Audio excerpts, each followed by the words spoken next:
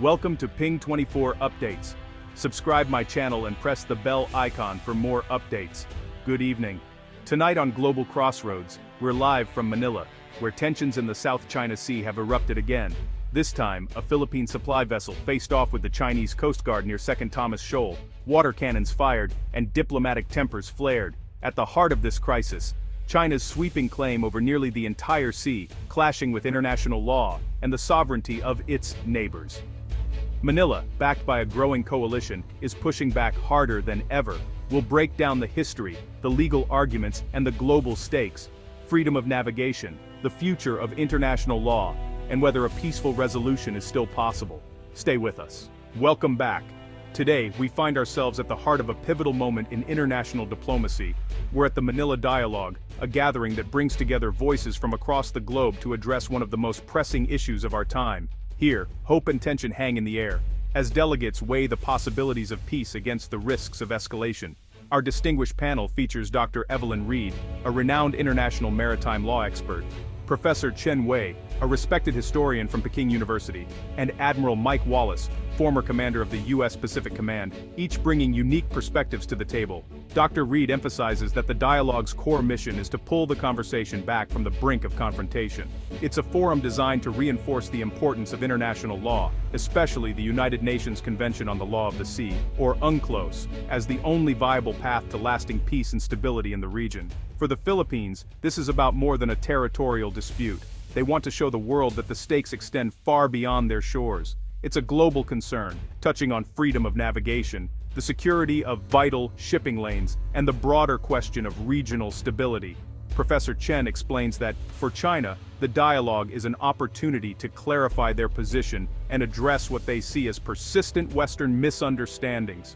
China's stance is rooted in centuries of history and a deep sense of sovereign responsibility. They insist they are safeguarding territory, not seeking conflict or expansion. Professor Chen warns that outside interference only encourages challenges to China's sovereignty, complicating efforts to resolve disputes peacefully. He presents historical evidence and calls for bilateral negotiations, arguing that direct dialogue is the most sincere and effective path to peace. Admiral Wallace points out that this is where the real friction lies. The United States and its allies advocate for a multilateral, law-based approach, believing that only collective action can ensure fairness and prevent coercion. In contrast, China's push for bilateral talks is seen as a way to pressure smaller neighbors individually, rather than addressing issues on equal footing. Admiral Wallace reminds us that this dialogue is more than just talk. It's a clash of worldviews, a contest between competing visions for the future of the region. At its core, it's international law versus historical hierarchy and power, with each side determined to shape the outcome. The stakes could not be higher, and as the world watches, the decisions made here may well shape the course of peace and conflict for years to come. Professor Chen, what does China mean by historical rights in the South China Sea?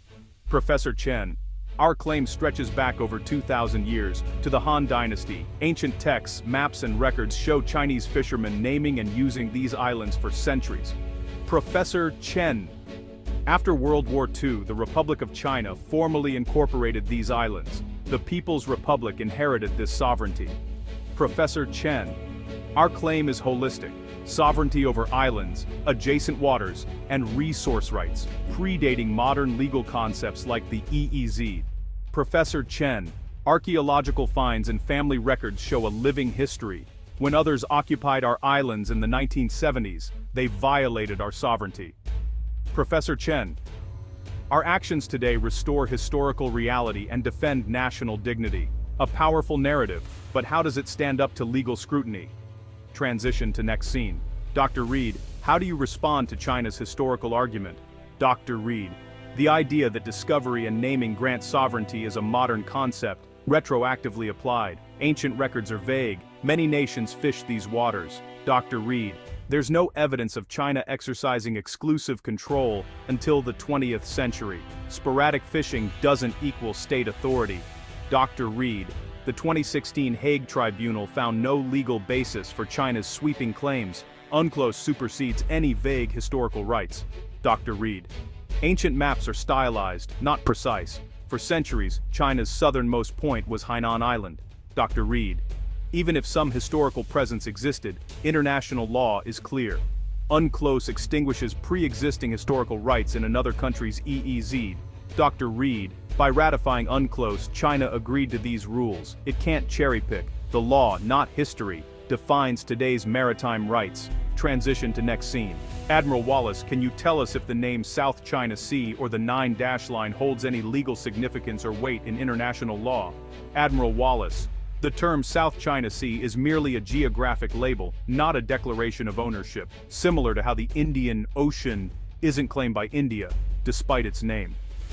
Admiral Wallace, the 9-dash line was first introduced in 1947, drawn rather ambiguously by the Republic of China, without clear intentions or explanations. Its meaning was never clarified, leaving much room for interpretation and dispute.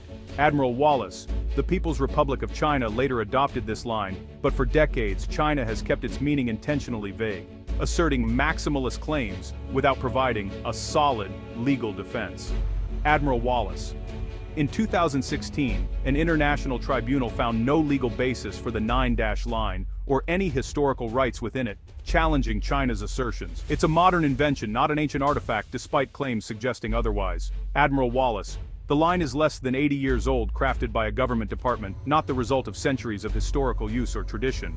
Admiral Wallace, it's a political statement, not a historical fact. And it's the direct cause of today's instability and military buildup in the region, affecting international relations.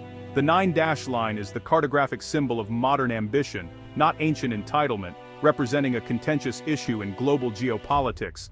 Transition to next scene. In Stater Danger Deck in Nidorsai, Professor Chen, Taiwan also claims the South China Sea. How does this affect the dispute? Professor Chen, the claim's origin is one China. The Republic of China drew the line for all of China. The PRC inherited it. Taiwan's claim echoes our shared history and national identity. Professor Chen, both sides agree the islands are Chinese, though we differ on who represents China. Dr. Reed, Taiwan's position has evolved.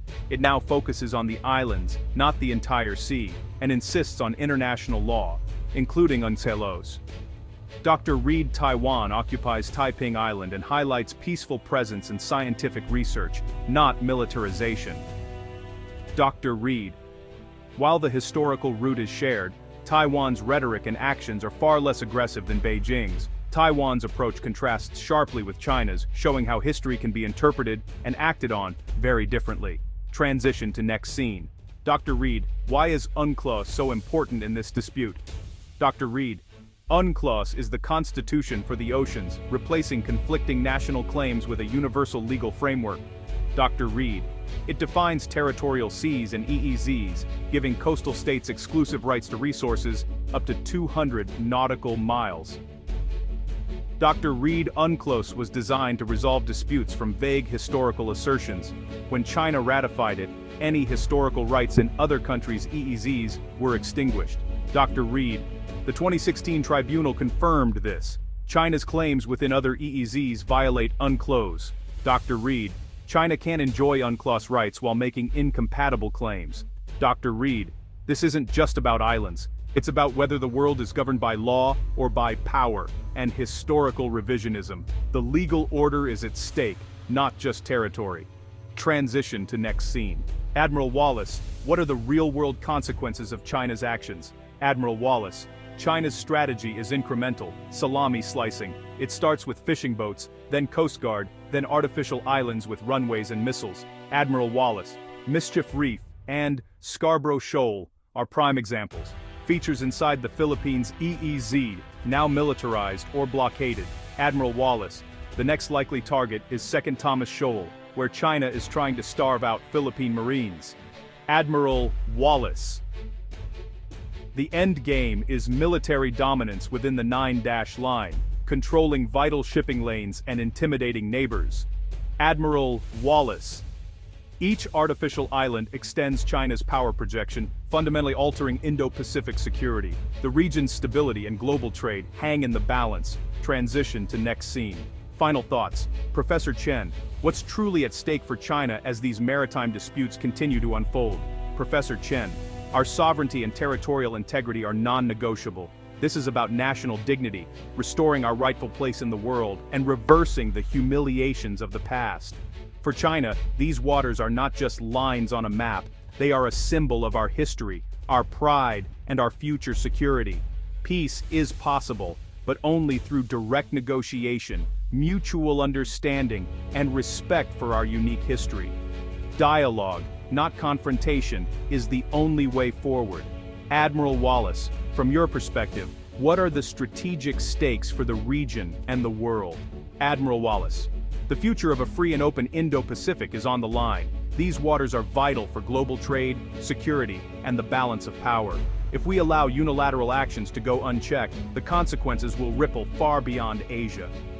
If history trumps law, smaller nations lose their rights, and the global order that has kept peace for decades could collapse.